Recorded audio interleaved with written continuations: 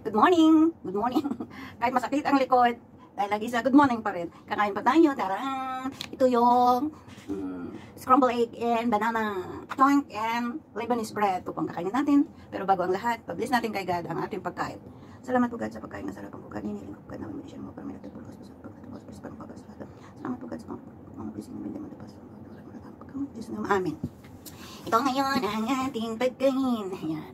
Ano natin yung ating cellphone na may something with much coffee. Ayan. Kain ba tayo? Mating coffee. Matamis.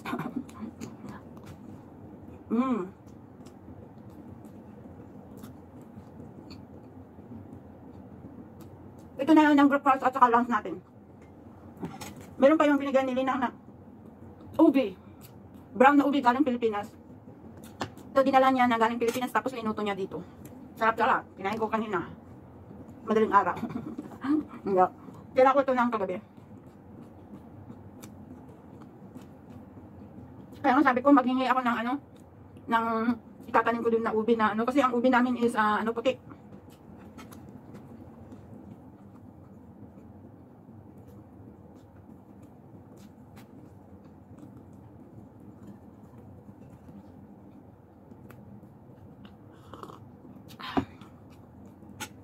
Shout out ko dyan. Lahat ng mga OFW ko dyan. Ang sakit ng likod ko kagabi. Linigyan ko ng hot water bag. Kasi whole day na nakatayo. Kasi basta Sabado kasi family gathering nila. May mga kasama naman ako. At kaya hindi mo naramdaman ang sakit ng likod ko.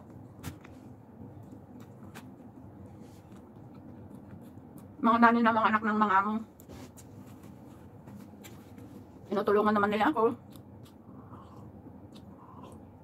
Mababait naman mga nanay ng mga among namin.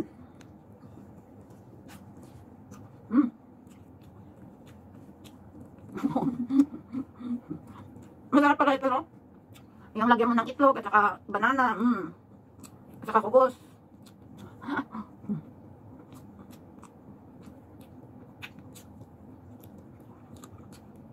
Basta hindi ka lang masilan, pwede lahat. Bakit ba?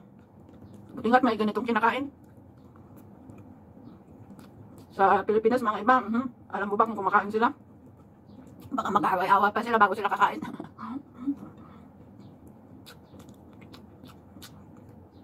Target na tayo, mga OFW.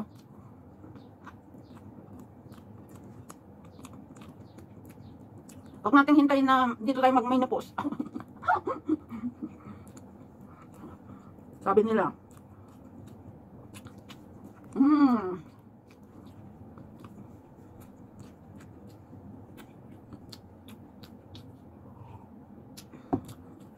Ang hirap kumita ng pera.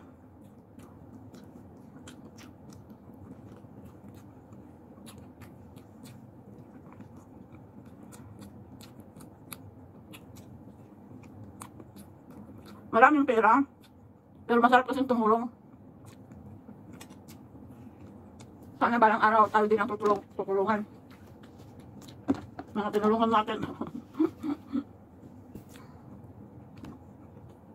Maraming napapanood na ganun, mga OFW baga. Pag for good na sila, may mga edad na sila, yung mga tinulungan nila, tinakwil, yun naman may papanood. Hindi na nila papansinin. Bakit kaya? Masikmura kaya nila ng ganun? Dahil din sa kahirapan din daw ng buhay nila. Ano ba yan? Yung isa namang napanood ko na isang natulungan ng isang vlogger. Mag-dismiss tayo, apis. Na tinulungan yung isang vlogger na isang OFW kasi matanda na sila. Mga 80s na sila, talagang nagtira sila sa hindi nila lupa na, tapos mga pinaaral, yun naman ang pinto yung dalawang matanda. Yung pinaaral nila naka-andun daw sa US or naka-ano daw sila. Maganda na daw ang buhay nila. Pero bakit kaya masikmura mga tao ng ganun? Yung hindi na nila isipin yung saan sila galing, kung sino yung tumulong. Kasi ganito kasi sa ating mga Pinoy, mga iba. Mga iba lang ha. Yung bis kasi ito sa mga pinapanood natin. Alam ba ninyo na tinulungan nga niya yung isang tao pero isang kamali lang daw na ginawa yung matanda na yun. Tuloy-tuloy na galit na yung tinulungan niya. Ganun yun eh. Pero namatay na yun, yung tinulungan na yun. Sino ba yun? Ang tumulong na yun? Na vlogger. Ay, si Daddy Frank pala. Ay, Daddy Frankie. Yung vlogger na yun. Yung tumulong sa OFW na dalawang matanda. Namatay na yung matanda na isa. Talagang makita mo talaga ang pag mapanood ninyo yun. Diyos ko, nakakaiyak. Kunting kamali lang daw nila, tinakwil na sila. Siyempre, alam mo naman matatanda, yung bang may ugali ba na minsan masungit, sometimes matampuhin. Yan ang ugali na yung mga matatanda ngayon. Mga matatanda. Kaya kung magkaedad tayo, mararanasan din natin yun yung matampuhin ba tayo. Is very sensitive baga. Sensitive na tayo, ganun. Ganun ang nangyari. Yun daw. Nagalit lang daw yung asawa niya after that. Yun, itanakwil na lumayo. Yung tinakwil baga. Yun, siyempre, sensitive yung dalawang matanda. Inakay niya na yung asawa niya. Tapos yun, may nakakita naman. Pinatira ba sa lupa nila na bakante? Doon, ang kubo-kubo nila na, oh my God, talagang tumutulo pag umuulan. Ano ba? Yung, ano bang tawag doon? Ano ba yun? Yung sako. Ang nakita ko, sako.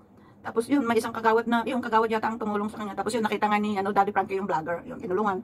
Yun. Gano'n na, ang sakit pag gano'n. Kung kamali lang daw is, parang sumigaw tayo yata yung asawa niya. Sinigawan niya yung pamangkin niya na tinulungan. Pamangkin yata, oo, pamangkin. After that, yun. Parang, of course, hindi mo maiwasan talaga na magsalita pag once na tinulungan mo yung tao. Yung hindi naman niya ano bang Tagalog doon? Hindi ko na alam. Hindi man niya sinisingil or what, yung bakit ganun kayo, sabi daw niya. Yung parang nagsalita lang naman ako, sabi yung matanda nung na-interview. Nung nasa abroad ako, sabi niya, daw, kunting sabi lang ninyo na, tita, sabi daw, dito, di kay kaagad na kahit daw pambilisanan niya ng gamot niya, pero dahil nga nag-aaral daw yung pamangkin niya, pinapaaral. Tapos yun, parang yun lang daw ang sinabi niya, ganun, bakit kayo nagagalit? Ako kami nga noon, nung hinihingian ninyo, yun daw, pala ang salita, hinihingian ninyo, hindi kami nagagalit. Unang explanation, sabi lang, na sige, wait lang, kung may bakanting oras. Yun naman ang sinasabi na, yung nagalit daw yung pamangkin. Bakit binubuo niyo? Binubuo? Ano ba Tagalog doon? Yung mga tinulong ninyo? Bakit dito naman kayo nakatira sa bahay namin ng asawa ko? Yun, gano'n. Ay, naku Diyos ko, parang nakakaiyak kung mapanood lang niyo. Punta kayo doon kay Daddy Frankie. Shout out po, Malasiki. At saka Tagalog half. Ayan, salamat po. At sana makinig na may nagtambay sa chismis ko. At papasok na ako. Hindi ko pa, tingnan mo, makalimutan ko pa tong kape ko. Kadadaldal. Yan, salamat po. Diyos na lang po bahala po sa atin. Kaya shout out na lang. Sana hindi mangyayari po sa atin ang nangyari na yon. Salamat po. Diyos na lang po bahala po sa atin. Bye!